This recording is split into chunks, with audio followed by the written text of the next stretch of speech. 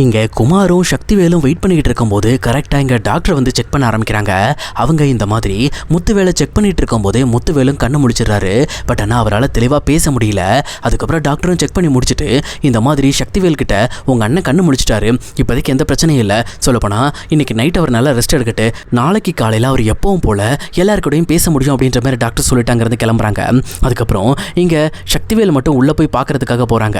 அவரும் போய் தான் அண்ணனை பார்த்து பரவாயில்லையான இப்போ நல்லா இருக்கா, நீ நல்லா தூங்குன, எதா இருந்தாலும் காலையில் பேசிக்கலாம் அப்படின்ற மாதிரி அவர் சொல்லிட்டு இங்க முத்துவேலை தூங்க வச்சுட்டு வெளியில வந்துடுறாங்க. இன்னொரு பக்கம் குமாருக்கு என்ன பண்றதுன்னு தெரியல. இப்போ பெரியப்பா வேற கண்ணு முடிச்சிட்டாரு, இவர் என்ன சொல்ல போறாரோ தெரியலையே அப்படின்ற மாதிரி பயத்தோட இருக்காங்க. அதுக்கப்புறம் காலையில விடியவும் செய்து விடிஞ்சதுக்கு அப்புறம் ஸ்டேஷன்ல இருந்து போலீஸ்காரங்க வந்து இந்த மாதிரி நம்ம முத்துவேல் கிட்ட விசாரணை நடத்துறதுக்காக வராங்க. டாக்டர் கிட்ட பர்மிஷன் வாங்கிட்டு தான் முத்துவேல் கிட்ட பேச போறாங்க. அப்படி முத்துவேல் கிட்ட பேச போகும்போதே குமாரும் உள்ள வர ட்ரை பண்றாங்க.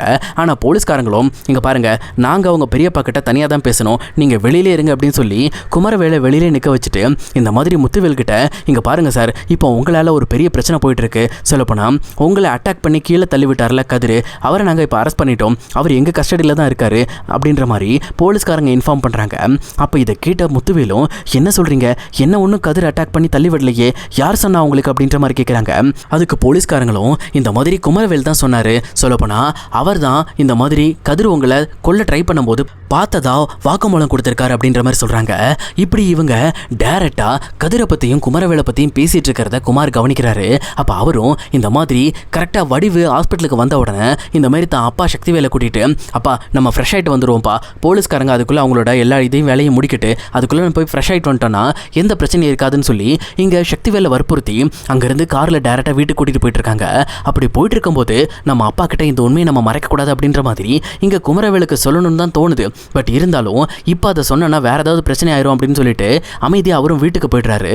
இன்னொரு பக்கம் போலீஸ்காரங்க கேட்ட கேள்விக்கு எல்லாத்துக்கும் இந்த பக்கம் முத்துவேலும் இல்ல கதிர் என்ன கொல்ல ட்ரை பண்ணவே கிடையாது, சொல்லப்போனா கதிர் கூட சண்டை போட்டு என்னை கீழே தள்ளி விட்டதே குமரவேல் தான், அவன் தான் இப்படி ஒரு பழியை சுமத்திருக்கான், நீங்க முதல்ல கதிரை ரிலீஸ் பண்ணுங்க, குமரவேலை அரெஸ்ட் பண்ணுங்க அப்படின்ற மாதிரி முத்துவேல் வாக்குமூலம் கொடுத்துருவாங்க. அப்போ இதை கேட்ட அடுத்த நிமிஷமே போலீஸ்காரங்களும் இங்க வேக வேகமா குமரவேல் மேல இங்க ஆக்ஷன் எடுக்கிறதுக்காக சக்திவேல் வீட்டை பார்த்து போயிட்டு இருக்காங்க. இன்னொரு பக்கம் இந்த விஷயம் வடிவுக்கும் தெரிய வருது. அவங்க டைரக்டா கோமதிக்கு கால் பண்ணி நடந்த விஷயத்தை இன்ஃபார்ம் பண்றாங்க. இதை கேட்ட கோமதியும் செம ஷாக்கோட அடுத்து கதிரை ரிலீஸ் பண்றதுக்காக இங்க ஸ்டேஷனை பார்த்து கிளம்ப ஆரம்பிக்கிறாங்க. இப்படி கதிர் ஒரு பக்கம் ரிலீஸ் ஆக எல்லா விஷயங்களும் ரெடி ஆயிட்டு இருக்கு. இன்னொரு பக்கம் குமரவேலுக்கு எதிரான ஆதாரங்கள் ரொம்ப ஸ்ட்ராங் ஆயிட்டு இருக்கு. போலீஸ்காரங்களும் டைரக்டா சக்திவேலோட வீட்டுக்கே குமரவேலை தேடி போயிடுறாங்க. அப்போ போலீஸ்காரங்க வீட்டுக்கு வந்திருக்கிறத பார்த்த சக்திவேலும் என்னாச்சு சார், எதுக்கு வீட்டுக்கு வந்திருக்கீங்க அப்படின்ற மாதிரி விசாரிக்கிறாங்க.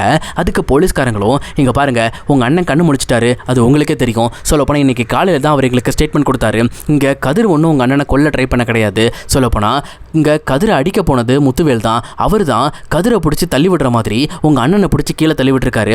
இப்படி உங்க அண்ணன் கோமா ஸ்டேஜுக்கு போறதுக்கான நிலைமைக்கான காரணமே இங்க உங்க பையன் குமரவேல் தான் அப்படின்ற மாதிரி போலீஸ்காரங்க சொல்றாங்க. இதை கேட்ட சக்திக்கு ஒண்ணுமே புரியல, என்ன சார் சொல்றீங்க, அவன் கண்டிப்பா அப்படி பண்ணிருக்க மாட்டான் அப்படின்ற மாதிரி அவங்க மாத்தி பேசுறாங்க.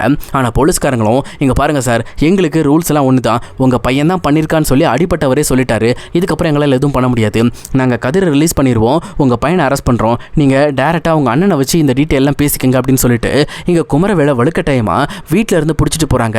இன்னொரு பக்கம் இதை பார்த்துட்டு இருக்க சக்திவேலுக்கு ஒண்ணுமே புரியல, அவரும் அடிச்சு பிடிச்சி தான் அண்ணனை பார்க்கறதுக்காக போறாங்க.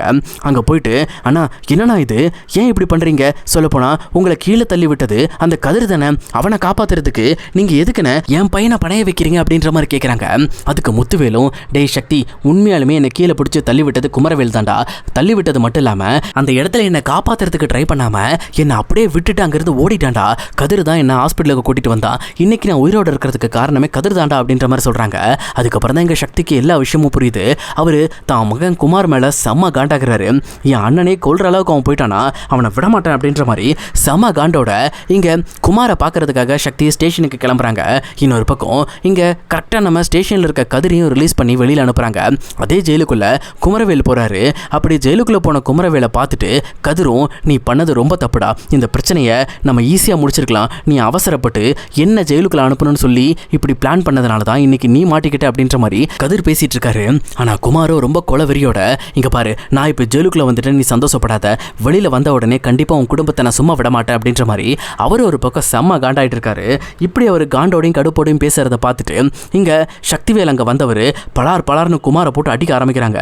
ஏன்னா தான் அண்ணனையே கொல்ல துணிஞ்சிட்டான், இவனை விடக்கூடாதுன்ற மாதிரி குமார் மேல செம்ம கோபத்தில் அடிச்சுக்கிட்டு இருக்காங்க. இப்போ சக்திவேல் என்ன சொல்ல போறாரு குமார் கிட்ட, குமாரை இந்த மாதிரி வீட்டை விட்டு ஒதுக்கி வைக்க போறாரா, இல்ல மறுபடியும் குமாரை மன்னிச்சு ஏத்துக்க வாய்ப்பு இருக்கா அப்படிங்கிறதையும் இனி வரப்போற எபிசோட்ல நம்ம கண்டிப்பா வெயிட் பண்ணி பார்க்கலாம் guys.